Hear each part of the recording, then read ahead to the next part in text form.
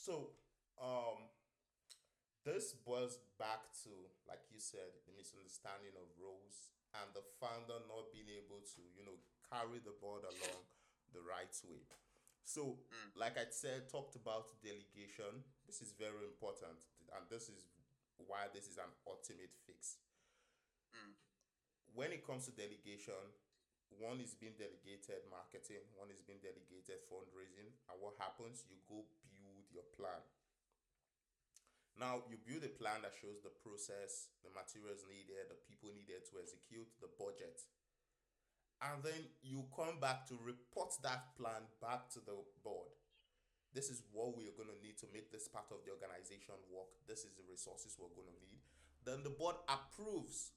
The board may even provide more ideas to help you go back, go build the plan better. But at the end of the day, the board approves to say this is, you know, we approve these resources. That we are going to have to make the resources available to you. Now, that's just one part of making sure everybody's carried along with the resources needed and everybody's, approving to it.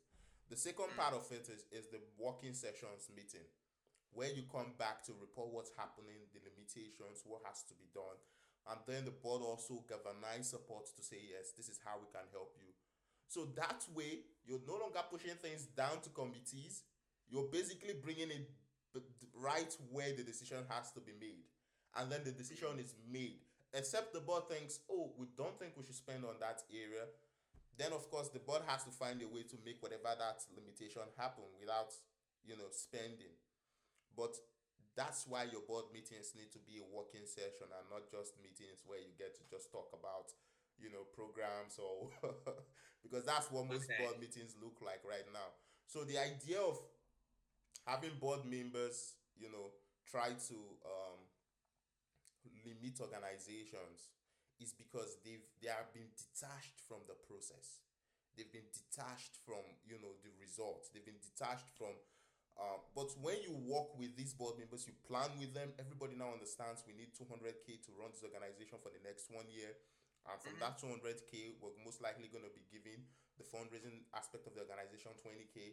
And then the person in charge of that area is reporting back consistently. And that's why it's very important the founder follows up. So when we're delegating, you're not just delegating and letting the board member go run his course. You're following up. What resources do you need? What support do you need? How's that aspect of the organization going? And that's why I talked Mm. about keeping the fire burning because you're going to need to set up accountability processes in place. And one of the accountability processes I set up is reaching out to your board members at least twice weekly. Each board member at least twice weekly. On a Mm. Monday, let's say on a Monday, you're reaching out to say, what do we have to do this week? What's Yeah, yeah, happening yeah. within that area? On a Friday, you're following up to say, what did we do? What lessons did we learn? How can we make next week better? It's all about communication, carrying them along, helping them see that they are in charge of the process. You are the facilitator, just as the board is the facilitator to the community you serve.